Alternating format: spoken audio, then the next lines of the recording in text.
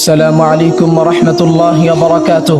الحمد لله مصليا على محمد وآله ومن تلا وبعد فأعوذ بالله من الشيطان الرجيم بسم الله الرحمن الرحيم رب هب لي من الصالحين. ধন্যবাদ মাননীয় সভাপতি, সুদক্ষ বিচারক মণ্ডলীগণ, আজকে ছাত্র সংসদ কর্তৃক আয়োজিত এই বিতর্ক অনুষ্ঠানে বক্তব্যের সুযোগ করে দেওয়ার জন্য ন্যায়সঙ্গত কারণে এর পক্ষে অবস্থান করছি। আজকে নির্ধারিত বিষয়ে সফলতার চাবিকাঠি বিয়ে বলতে আমরা বুঝাচ্ছি সফলতার একমাত্র বৃহত্তম মাধ্যম হলো বিয়ে। যদিও এখানে অনেক গৌণ কারণ থাকতে পারে, তাই আমরা আগলাবিয়াতের ভিত্তিতে বলছি সফলতার একমাত্র চাবিকাঠি হলো বিয়ে।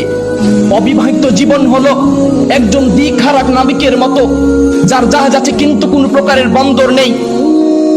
আর বিয়ে হলো সেই বাতিঘর যা নাবিককে অন্ধকারের রাতেও সঠিক পথ দেখায়। ছেলে মেয়ে বিবাহ বিলম্ব করার ক্ষেত্রে সর্বপ্রথম যে কারণগুলো তারা দাঁড় করায়, তাদের পারিবারিক সমস্যা, তাদের আর্থিক সমস্যা, তাদের পড়ালেখার সমস্যা হবে, এইসব খোড়া অজুহাতগুলো দাঁড় করায়।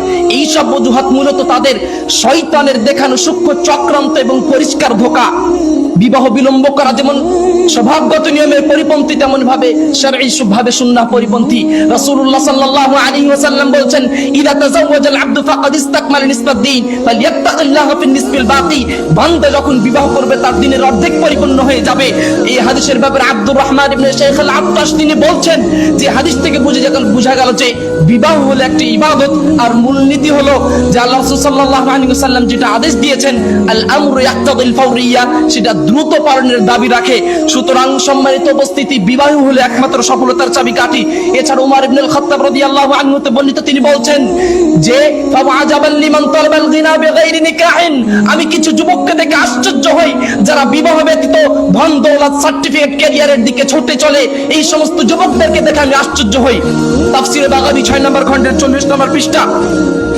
1800 শতকের শিরক বিদআতের বিরুদ্ধে আপোষহীন নেতা, তাওহীদ প্রচারের নির্ভীক সেনা শেখ মুহাম্মদ বিন আব্দুল ওয়াহাব আন-নাজদি রাহিমাহুল্লাহ, তিনি মাত্র 14 বছর বয়সে বিবাহ করেছেন। এছাড়া শাহ ওয়ালিউল্লাহ মুহাদ্দিস দেওলভী তিনি মাত্র 14 বছর বয়সে বিবাহ করেছেন। তথ্যসূত্র 3টি মূলনীতির ব্যাখ্যা ইবনে উসাইমিন এবং তথ্যসূত্র আল জুজুল লাতিফ ফি তারজামাতি আব্দুল যায়িব।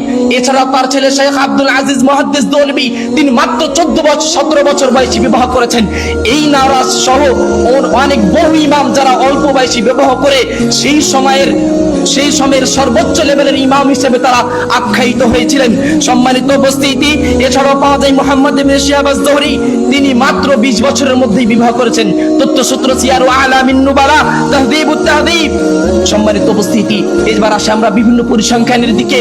যে 2021 সালের আদমশুমারি বইয়ের প্রতিবেদনে পাওয়া গেছে যে বিবাহিতরা অবিবাহিতর চেয়ে কাজের ক্ষেত্রে বেশি উদ্যমী এবং কর্মঠ।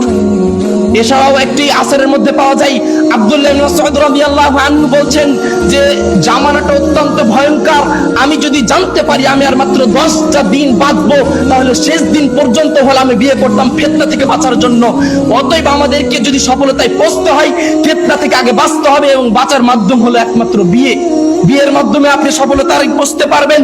সম্মানিত উপস্থিতি, এখন আপনি যদি দাবি করেন আমি সাহাবীদের চেয়েও মহানায়ক মহাপুরুষ, তাহলে আপনাকে স্যালুট জানাই। কিন্তু এই বর্তমান প্রেক্ষাপটে আপনাকে এই ফিতনা থেকে বাঁচার কোনো পথ নেই, তাই বিবাহ আপনাকে করতেই হবে। তাই আজকের যুবক সমাজকে পরিশেষে এতটুকুই বলবো যে আজকের যুব সমাজকে ক্যারিয়ার কিংবা বিভিন্ন ধরনের প্রতিষ্ঠার ভুল অজুহাতে তাদেরকে বিবাহের পিঁড়ি থেকে দূরে ঠেলিয়ে দিয়ে মূলত তাদেরকে ফিতনার মুখে এবং চারিত্রিক অবক্ষয়ের দিকে তাদেরকে ঠেলে দেওয়া হচ্ছে। তাই যুবকদেরকে ধ্বংসের নরকে ডুবিয়ে রাখার আধুনিক ভণ্ডামি বন্ধ করুন। আল্লাহ রাব্বুল আলামিন আমাদেরকে সঠিক বুঝদান করুন। আমরা সকল বলি আল্লাহুম্মা আমিন। আসসালামু আলাইকুম ওয়া রাহমাতুল্লাহ।